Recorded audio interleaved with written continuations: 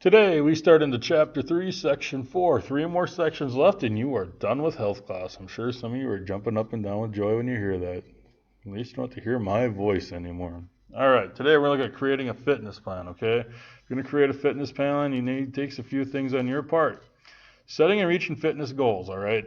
You need to have a plan in place. It kind of comes back to just setting a personal goal. The same thing applies here, okay? You got to write it down. You got to say, okay, I want to be able to run a mile in 7 minutes, all right? Okay, you got to have something written down, and then you got to come up with a plan on how you're going to reach it. Because if you just go in there with just a goal and not a plan, typically those don't end very well. Ask for advice, okay? You can ask me, other teachers, people maybe at Anytime Fitness, Kick and Fit, whatever in town here. Use people that know what they're doing. Let them help you, all right? They can usually get you going in the right direction. Make sure you are medically cleared for physical activity, okay? Any that participated in activities this year that was a sport in nature, you obviously had to go into the clinic and do what they call a physical. This is what you are required to do every year to participate in sports. Well, even if you aren't in sports, make sure you are medically cleared. You probably want to do a checkup to make sure that your body is up for what you're going to do to it.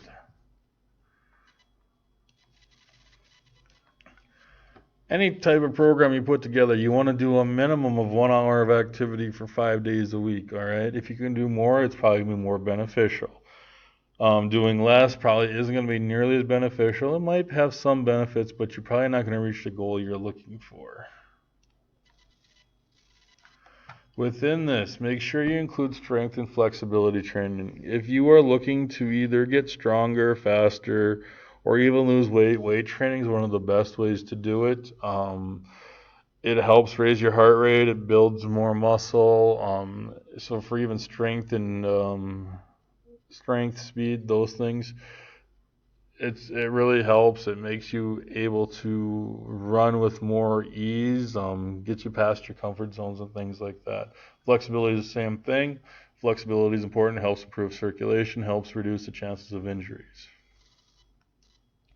You must make time for your fitness, all right? Making time for fitness includes keeping a log and tracking all your activities. As you go throughout your goal of whatever your fitness activity is, you need to actually write down what you're doing and make sure that you're, keeping track of it.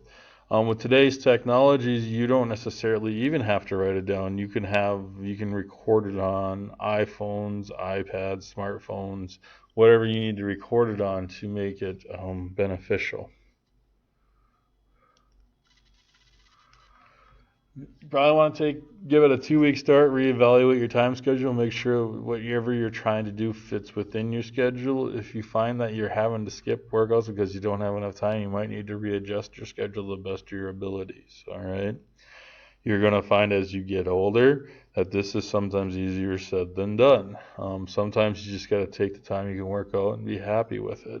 Other times you start figuring out where maybe you're taking shortcuts where you should be. Working out safely, okay? You better be aware of what time of day you're working out, okay? If you're going to go work out at 12 o'clock on noon in the middle of July, you're probably going to get in some pretty warm temperatures. You want to make sure that you're wearing the appropriate clothing, proper clothing. You want to make sure that you're taking care of yourself. And at the same time, if you're working out at night, you want to make sure you probably have something that's reflective on. Probably want to go outside with somebody else. Even around this town still, you got to be a little leery of who you know or don't know for that matter. And be aware that, 2 people is a lot safer to go out together than 1, all right? If it is really warm out, you want to make sure that you wear loose-fitting clothes for warm days. This way it allows air to circulate around your body, keeps your body cooler. Flip side, if it's cold out, you want to wear small, thin layers. Obviously, as you get warmer, you can take layers off. If you get cooler, you can put them back on. All right.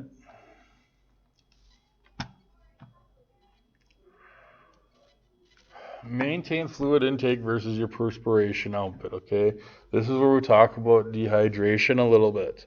If you're working out, like I said, the middle of July at noon, it's probably pretty warm outside. You're going to sweat quite a bit.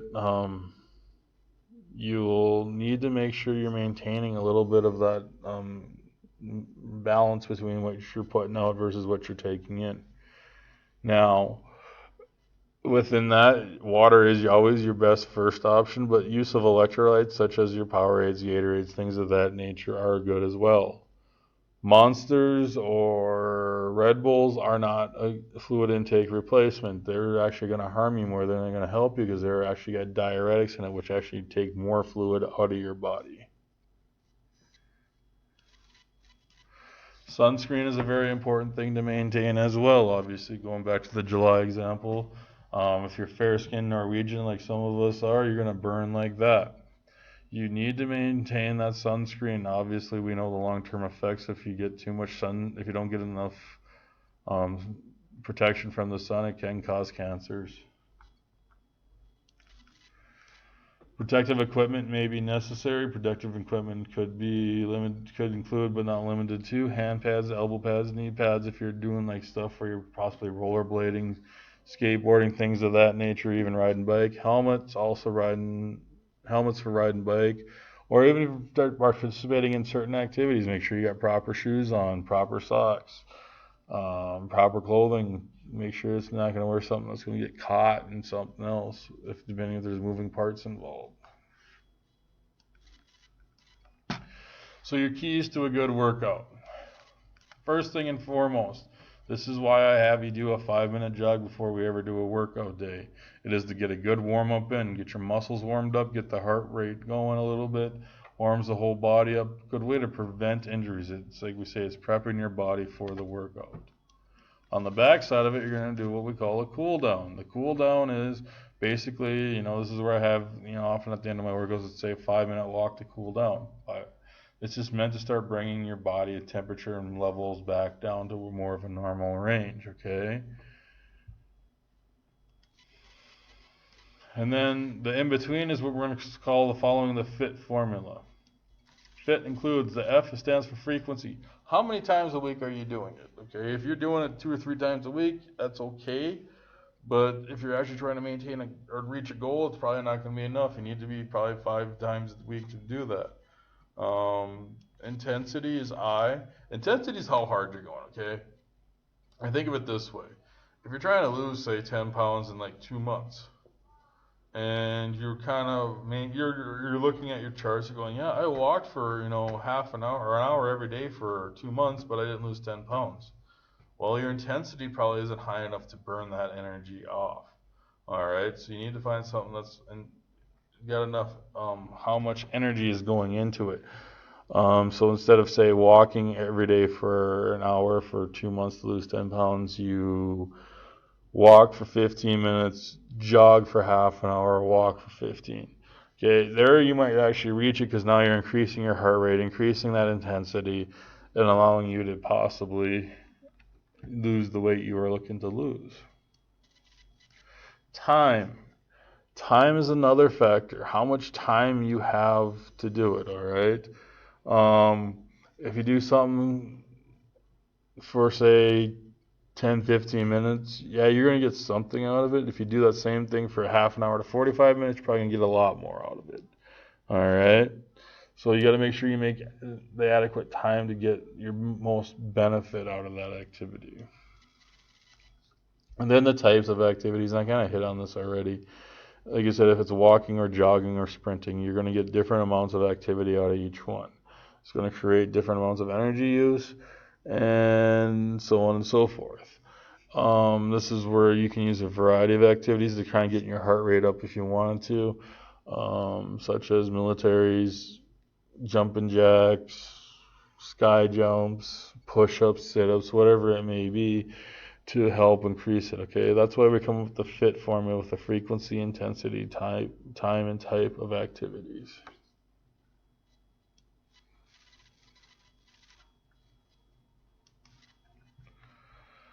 Now, checking your heart rate. Checking your heart rate's a good way to actually keep track of your what your fitness goal is, okay? You should have an idea what your max range is and your minimum range, and then your cardiovascular range and everything else in between, okay? The book doesn't talk about that very much, but I throw that in there that you have to realize that there's different levels of heart rates that affect different things. Okay, now if you're going to check your heart rate, the first thing you do is take your pulse. You're going to find your pulse usually under your chin. You're going to hold it there for 6 seconds. All right. After 6 seconds, whatever that number is, so say I got like 7. I'll take that number times 10, that's 70. Okay, so 7 times 10 is 70. Okay, so 6 times 10 is 60, so that's 60 seconds. 60 seconds equals a minute. So I got 70 beats per minute is my resting heart rate. And like I put on here, different ranges work different levels of exercise. And this is really going to come into the aerobic and anaerobic levels. Your aerobic level is going to usually be somewhere towards the bottom end of your max heart rate. I won't say max or workout heart rate. For most of you at your age, I'm guessing it's going to be somewhere between, shall we say, 14, 15, and so about 140 to 180 beats per minute. And then from 180 to like 210, 220 is going to be your anaerobic range, and you're really going to burn a lot more energy. But it's just going to be harder to maintain that level. All right. Last thing we're going to talk about is tracking your progress. First thing you got to do as you're tracking your progress is make sure, A, that you're writing it down. Okay, I didn't write that on here, but that is something you have to do or have at least evidence of what you've done. The next question you got to ask, are you making the progress you wish to? Okay, we'll go back to that. You want to run a 7-minute mile. Originally, you ran a 10-minute mile. Okay, so I went out walking and jogging on and off I jogged for about 15 minutes and I walked for 45 minutes for about a month. I do it. I go back and I time myself. I'm only down to like an 8.5-minute mile. All right, so I may need to make adjustments to my schedule to make this work. My adjustments may be, okay, instead of walking for 45 minutes and jogging for 15, maybe I need to jog for half an hour and walk for a half an hour. All right, that's a pretty simple example, but it works. And then the question you always got to ask yourself is that, are you finding reasons to skip the workout or are you finding reasons to do the workout? Okay, are you following your schedule you gave yourself? And this is probably one of the biggest keys that we have to any workout plan or any goal that you set is that you must be able to follow what you're supposed to be doing. If you don't, it's probably not going to work as well as you want it to. And you may get some benefits, but you're not going to get the full benefit. And the last thing is sometimes you'll do something for a couple months and you look at it and it should have worked and it didn't. Then you need to ask for advice. Ask people like me. People all over the area here. There's lots of people that'll have advice for you. You can ask a medical professional. You can ask people that work in gyms, whatever it may be. They can help you probably get you going. They can probably look at your information. Maybe they find that, okay, here's your error. You should be doing this instead of that. Okay, there's little things like that make a big difference. Don't be afraid to ask for advice. There's people out there, like I said, will be happy to give it to you, and they're not going to charge you anything to do it. All right, that's the end of section 4, all right? Okay, like I said, 2 more sections after this, and then you actually have a test, and then we're going to be back to the FIAD class sooner than you can imagine, all right? Have a good day. We'll talk to you later.